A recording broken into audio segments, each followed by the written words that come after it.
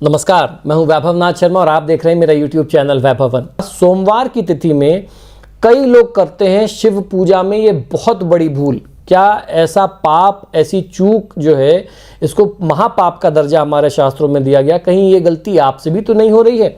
आइए जानते हैं क्या है ये चूक, क्या है ये भूल। धर्मशास्त्रों में उजागर देव भक्ति की महिमा से उपजी श्रद्धा ने हर युग में भक्त व भगवान के रिश्तों को मजबूती से जोड़े रखा है। भक्ति के लिए कई पूजा परंपराएं और उपासना के उपाय प्रचलित हैं, किंतु आस्था में डूबे सारे भक्त शास्त्रों में बताई देव उपासना से जुड़ी सारी बातों के जानकार नहीं होते। इसलिए वे पूजा पाठ के दौरान कई काम ऐसे अनजाने में कर जाते हैं जो अपने आप में बहुत बड़ी चूक होते हैं या महापाप की श्रेणी में वो आते हैं। इसी कड़ी में शिव पूजा के दौरान भी एक ऐसी गलती है जो भक्त अनजाने में करते हुए दिखाई देते हैं। हालांकि शिव भक्त वत्सल हैं और पूजा का पूरा पुण्य देते हैं, लेकिन हर शिव भक्त को भक्ति की मर्यादा का ध्यान अवश्य रखना चाहिए। इसलिए आज मैं आपको बताऊंगा कि शिव पूजा में ध्यान रखने योग्य परम आवश्यक बातें कौन कौन सी हैं। शिव उपासना में बिल्वपत्र का चढ़ावा पापनाशक व सांसारिक सुखों को देने की दृष्टि से बहुत महत्वपूर्ण स्थान रखता है। खासकर शिव भक्ति के दिन जैसे सोमवार की तिथि, प्रदोष की तिथि या जो मास शिवरात्रि आती है, महाशिवरात्रि आती है, इन तिथि में बिल्वपत्र को चढ़ाना मनोरथ सिद्धि का ये बहुत श्रेष्ठ उपाय माना गया है। शास्त्रों में शिव उपासना की नियत मर्यादाओं की कड़ी में बिल्वपत्र चढ़ाने से जुड़ी कुछ खास बातें व्यक्त करना चाहता हूं आपके साथ। इन नियमों में बिल्वपत्रों को कुछ खास दिनों पर ही तोड़ना और बिल्वपत्र न होने पर शिव पूजा के खास तरीके भी आज आपको मैं बताऊंगा। हमारे हिंदू पंचांग के अनुसार कुछ ऐसे दिन होते हैं शिव शक्ति या गणेश उपासना के लिए ये खास दिन माने जाते हैं। बिल्व वृक्ष में शिव और शक्ति स्वरूपा देवी लक्ष्मी का वास माना गया है और शिव शक्ति एक दूसरे के बिना अधूरे माने गए।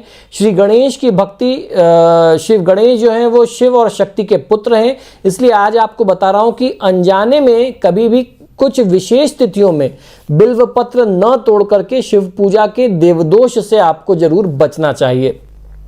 कहने का तात्पर्य ये है कि आप जितनी भावना से पूजा करते हैं और गलत तिथि में गलत काम करके आप उससे ज़्यादा कहीं बड़ा पाप करके दोष ले लेते हैं, तो ऐसा करने से किसी भी व्यक्ति को बचना चाहिए। शास्त्रों के अनुसार इन विशेष तिथियों या इन दिनों में बिल्वपत्र नहीं तोड़ना चाहिए। वो तिथियां कौन कौन सी हैं?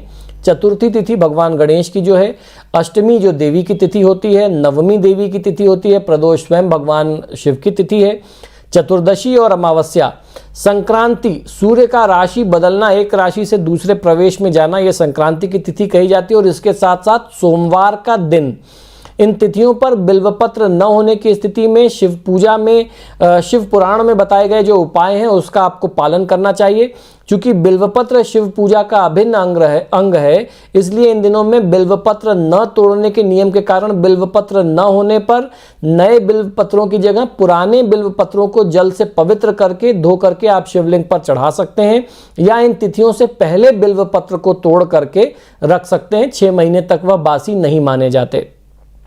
किस विशेष मंत्र से महादेव को बिल्वपत्र आपको समर्पित करना चाहिए? यह मंत्र है त्रिदलम त्रिगुणाकारम त्रिनेत्रम च त्रिदायुधम त्रिजन्म पाप संहारम बिल्वपत्रम शिवार्पणम। इसमें थोड़ा सा कई बार जो है आपको बदलाव भी किसी आचार्य पंडित के उच्चारण में मिलेगा। वह जो बदलाव है वो भी आपको बता देता हूँ। त्रिदलम त्रिगुणाकारम त्रिनेत्रम च त्रियायुधम त्रिजन्म पाप संहारम एक बिल्वम शिवार्पणम। जो एक बिल्व पत्र होता है, तीन दल का जो एक पत्र होता है, उसको भी कई बार जो है समर्पित करते समय ये मंत्र बोला जाता है।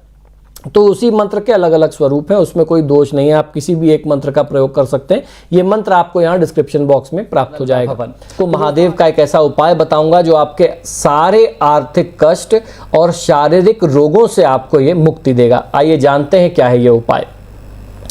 अगर कोई व्यक्ति कई तरह की बीमारियों से ग्रसित हो तो उसे सोमवार के दिन भगवान शिव का पंचामृत से अभिषेक करना चाहिए। नाना प्रकार के द्रव्यों से भगवान भोलेनाथ का अभिषेक करना चाहिए। पंचामृत में सबसे पहले दूध, दही, घी, शहद और शक्कर आता है। फिर से समझ लीजिए, दूध, कच्चा दूध, दही, देशी घी, गाय का शुद्ध घी, शहद और चीनी का बूरा शक्कर, इन 5 चीज़ों से भगवान भोलेनाथ का अभिषेक करना चाहिए।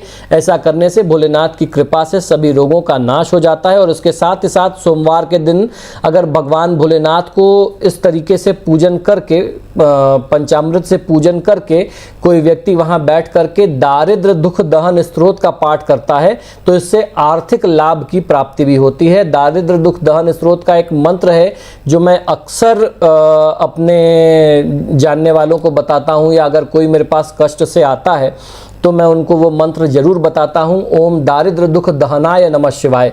इस मंत्र में ओम नमः शिवाय के अलावा भगवान भोलेनाथ से यह प्रार्थना भी है कि आप हमारे दारिद्र और दुख को दहन कर दें, यानी जला करके उसको नष्ट कर दें। तो ओम दारिद्र दुख दहनाय नमः शिवाय ये एक मंत्र है जो दारिद्र दुख दहन स्तोत्र से ही लिया गया है। तो अगर भोलेनाथ का पंचामृत से अभिषेक करने के बाद वहां बैठ करके इस मंत्र का भी आप जाप करते हैं या इस स्तोत्र का पाठ करते हैं तो आपकी दरिद्रता का तो नाश होता ही होता है, साथ ही साथ आपके शरीर के रोगों का भी नाश इस उपाय को करने से हो जाता है। तो भगवान महादेव का एक उपाय बताने जा रहा हूं जो हर तरह की मनोकामनाएं पूरी करता है। क्या है ये उपाय, आइए समझ लेते हैं। अगर आपकी शादी नहीं हो रही है और आप किसी अच्छे जीवन साथी के साथ का अपना सपना देखते हैं तो भगवान शिव इसमें आपकी सहायता अवश्य कर सकते हैं। जी हाँ, भगवान शिव और माता पार्वती को दुनिया के सबसे सुखी जोड़े के रूप में माना जाता है। उनकी आराधना से न केवल लड़कियों बल्कि लड़कों को भी योग्य जीवन साथी के रूप में अपना मनपसंद पार्टनर जो है, लाइफ पार्टनर मिल सकता है। गोस्वामी तुलसीदास जी द्वारा रचित रामचरितमानस में शिव पार्वती के विवाह के प्रसंग को रोजाना पढ़ने से मनचाहे जीवन साथी के साथ विवाह का योग बनता है। इस उपाय में आपको न पूजा करनी है, न पाठ करना है और न ही कोई दूसरा टोना टोटका करना है। बस सच्ची श्रद्धा और भक्ति के साथ शिव पार्वती के विवाह का प्रसंग आप नियमित रूप से पढ़ करके भगवान से प्रार्थना करें कि प्रभु हमें आपकी ही तरह योग्य जीवन साथी उम्र भर के लिए मिल जाए, तो भगवान भोलेनाथ आपका कल्याण अवश्य करते हैं। और इसके बाद यदि संभव हो जाए तो किसी निकट के शिव मंदिर में जाकर के आप रुद्राभिषेक भी करवा सकते हैं।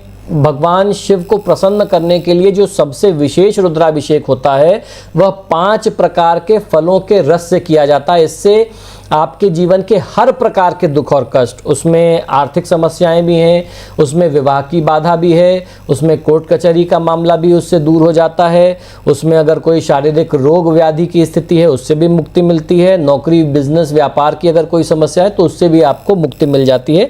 तो 5 प्रकार के मीठे फलों के रस से अगर आप भगवान भोलेनाथ का अभिषेक करते हैं तो ये आपके लिए बहुत अच्छा उपाय होता है। और ये सिर्फ, मैंने बार बार कहा कि ये सिर्फ आपकी विवाह की समस्या को दूर नहीं करता, बल्कि ये अचानक से होने वाले एक्सीडेंट, दुर्घटना वगैरह इत्यादि आर्थिक समस्या वगैरह सबको कवर करता है। तो ये उपाय, ये रुद्राभिषेक भी आप कर सकते हैं। इसके अलावा शिव मंदिर में बैठ करके ओम नमः शिवाय मंत्र का जाप रुद्राक्ष की माला से रोजाना 11 माला यानी 1100 बार अगर आप जाप करें तो इससे भी आपकी मनोकामना पूरी होती है। इसके प्रभाव आपको तुरंत ही देखने को मिल जाते हैं। मैं महादेव का एक ऐसा उपाय बताने जा रहा हूं जो आपकी झोलियां भर देगा।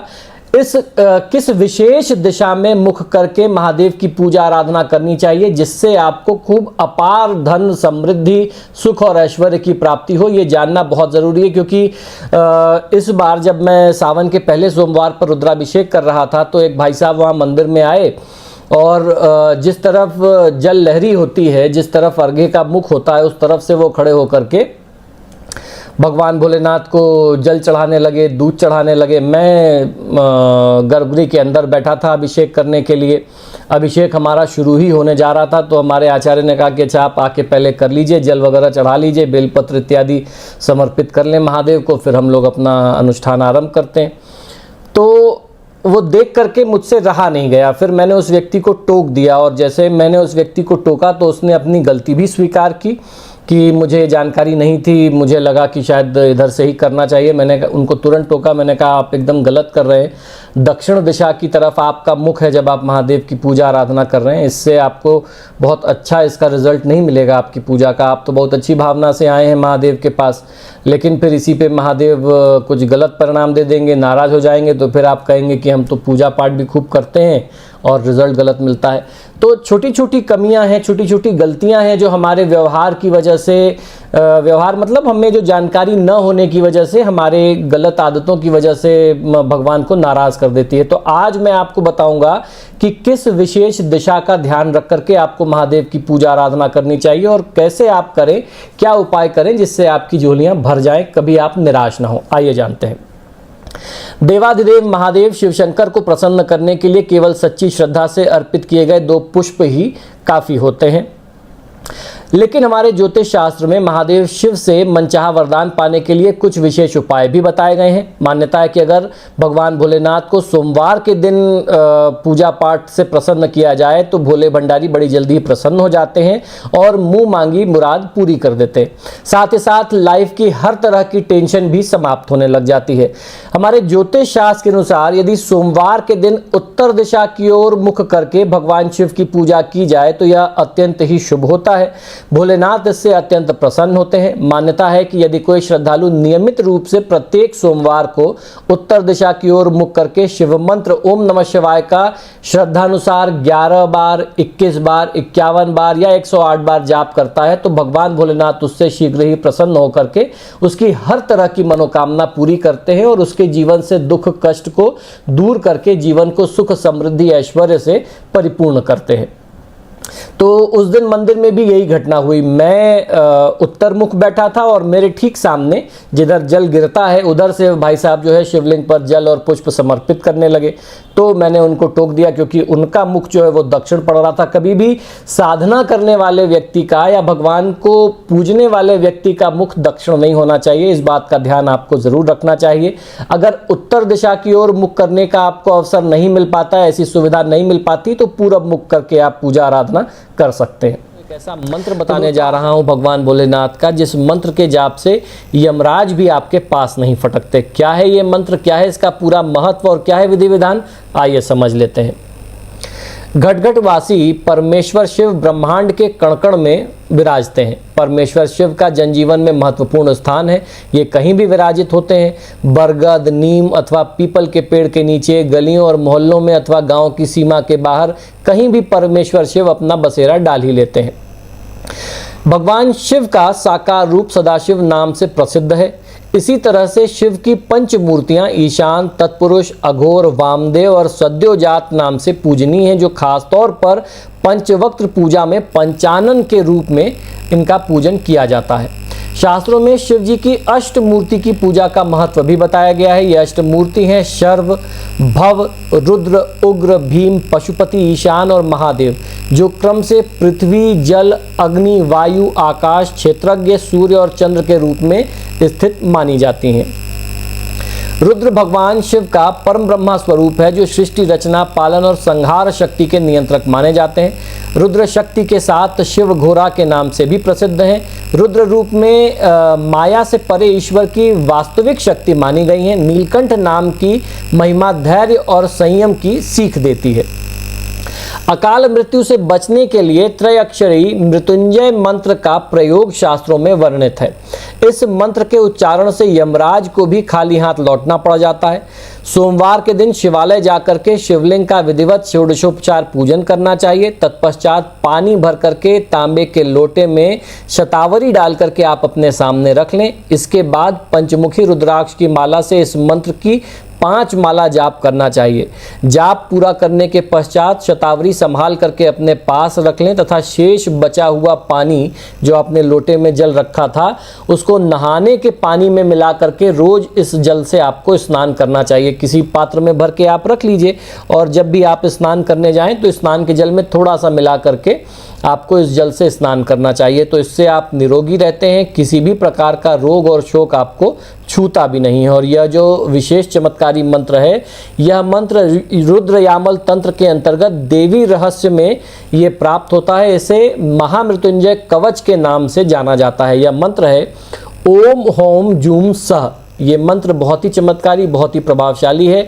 कई बार लोग मुझसे पूछते हैं कि इस मंत्र का क्यों प्रयोग किया जाता है महामृत्युंजय के स्थान पर, तो लोगों को मैं यही बताता हूँ सामान्य रूप से कि ये महामृत्युंजय का बीज मंत्र है, इसको ये भी आप समझ सकते हैं। तो इसको महामृत्युंजय कवच के नाम से भी जाना जाता है। तो इस मंत्र का जाप और प्रयोग करके आप अपने किसी भी अकारण आने वाले कष्ट से, रोग व्याधि से आप स्वयं को या अपने परिवार के किसी भी परिजन को सुरक्षित कर सकते हैं। तो दोस्तों, आशा करता हूं कि शास्त्र से जुड़ी हुई बातें, ज्ञान की बातें जो आपको हमारे YouTube चैनल से प्राप्त होती हैं वह निश्चित ही पसंद आती होंगी। आप सभी से बार बार आग्रह है कि जब भी आप मेरे वीडियोज़ देखते हैं तो इनको लाइक और शेयर ज़रूर करें, और आपने अगर अभी तक मेरे चैनल को सब्सक्राइब नहीं किया तो प्लीज़ इसे सब्सक्राइब करिए, इसी शुभकामना के साथ कि महादेव आपका कल्याण करें। मुझे आज्ञा दीजिए और देखते रहिए मेरा YouTube चैनल वैभवन। जय जय श्री महाकाल।